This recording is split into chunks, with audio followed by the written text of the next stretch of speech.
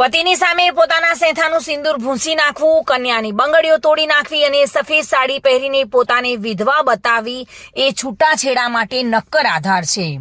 નવી દિલ્હી હાઈકોર્ટે છૂટાછેડાના બે અલગ અલગ કેસમાં મહત્વનો નિર્ણય આપ્યો છે. એક કેસમાં દિલ્હી હાઈકોર્ટે કહ્યું કે પતિની સામે પોતાની મરજીથી જ માથાનું સિંદૂર ભૂંસી નાખવું, પરિણીતા દ્વારા પોતાની બંગડીઓ તોડી નાખવી અને સફેદ સાડી પહેરીને પોતાની વિધવા બતાવી તે છૂટાછેડા માટે નક્કર આધાર છે. તે મતલબનો ચુકાદો આપવામાં આવ્યો હતો. દિલ્હી હાઈકોર્ટના ન્યાયાધીશ સુરેશ કૈતની આગેવાની હેઠળની બેન્ચે કહ્યું કે હિન્દુ ધાર્મિક વિધિઓનું પાલન ન કરતી પત્નીનું આ પ્રકારનું વર્તન દર્શાવે છે કે તેણીને તેના પતિ માટે કોઈ પ્રેમ અને સન્માન બાકી જ નથી.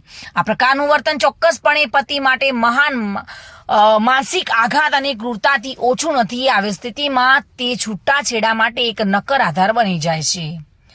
છૂટાછેડાના અન્ય એક કેસમાં દિલ્હી હાઈકોર્ટે કહ્યું કે પતિ પત્ની વચ્ચેના વિવાદ દરમિયાન પત્ની દ્વારા તેના પતિના પુરુષત્વ પર પ્રશ્ન ઉઠાવવો, તેને નપુંસક ગણાવવો અને તેની મર્દાનગી સાબિત કરવા માટે તેને તબીબી પરીક્ષણ કરાવવાની ફરજ પાડવી એ માનસિક ક્રૂરતા છે.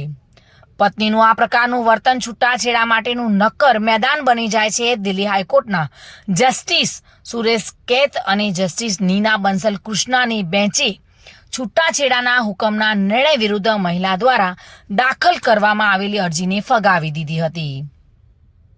પતિનું જાહેરમાં અપમાન થતું હતું તેવા જ દિલ્હીના રહેવાસી એક કેસમાં બંને લોકોએ સાથે લગ્ન કર્યા હતા 2000માં અને પત્નીના શંકાસ્પદ સ્વભાવને કારણે તેઓ લડવા લાગ્યા હતા. તેની પત્ની પણ તેને જાહેરમાં અપમાનિત કરતી હતી, જે બાદ આ મામલો હાઈકોર્ટમાં પહોંચ્યો હતો અને પુરાવાના પૃથ્થકરણ અને વિશ્લેષણ બાદ નામદાર કોર્ટ પોતાની શકવતી ચુકાદો જાહેર કર્યો હતો.